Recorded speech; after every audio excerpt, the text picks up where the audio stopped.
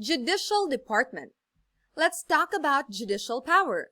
So the first section of Article 8 of the 1987 Constitution provides that the judicial power shall be vested in one Supreme Court and in such lower courts as may be established by law. What constitutes judicial power? Judicial power includes the duty of the courts of justice to settle actual controversies involving rights which are legally demandable and enforceable. This is the traditional concept. Judicial power also includes the power to determine whether or not there has been a grave abuse of discretion on the part of any branch or instrumentality of the government. So this is the expanded certiorari jurisdiction. What is meant by grave abuse of discretion? Grave abuse of discretion arises when a lower court or tribunal patently violates the Constitution, the law, or existing jurisprudence. So the petitions for certiorari and prohibition filed before the court are the remedies by which the grave abuse of discretion amounting to lack or excess of jurisdiction on the part of any branch or instrumentality of the government may be determined under the Constitution.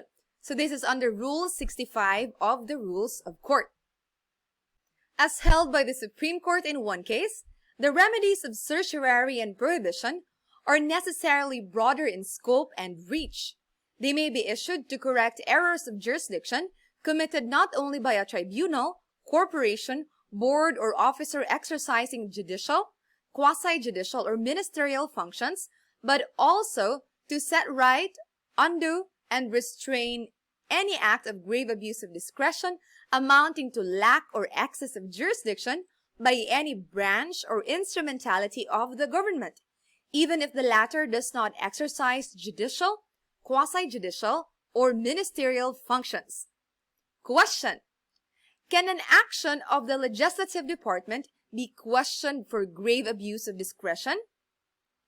Where an action of the legislative branch is seriously alleged to have infringed the Constitution, it becomes not only the right, but in fact the duty of the judiciary to settle the dispute.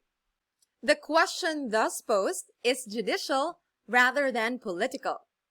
The duty to adjudicate remains to assure that the supremacy of the Constitution is upheld. The court, however, does not have unrestrained authority to rule on just and every claim of constitutional violation. So what are the requisites for the exercise of the power of judicial review?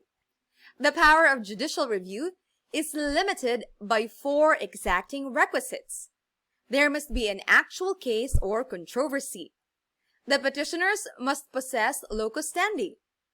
The question of constitutionality must be raised at the earliest opportunity, and the issue of constitutionality must be the lis mota of the case. The expanded certiorari jurisdiction does not necessarily do away with the political question doctrine, but merely delimited its scope so that the courts may not shy away from reviewing abuse of discretion of the 2 political departments, the executive and legislative, under the cloak of the political question doctrine. For example, the manner of filling the commission and appointments as prescribed by the Constitution is justiciable. But even if it were political, it would still come within the court's power of review under the expanded jurisdiction conferred by Section 1 of Article 8 of the 1987 Constitution.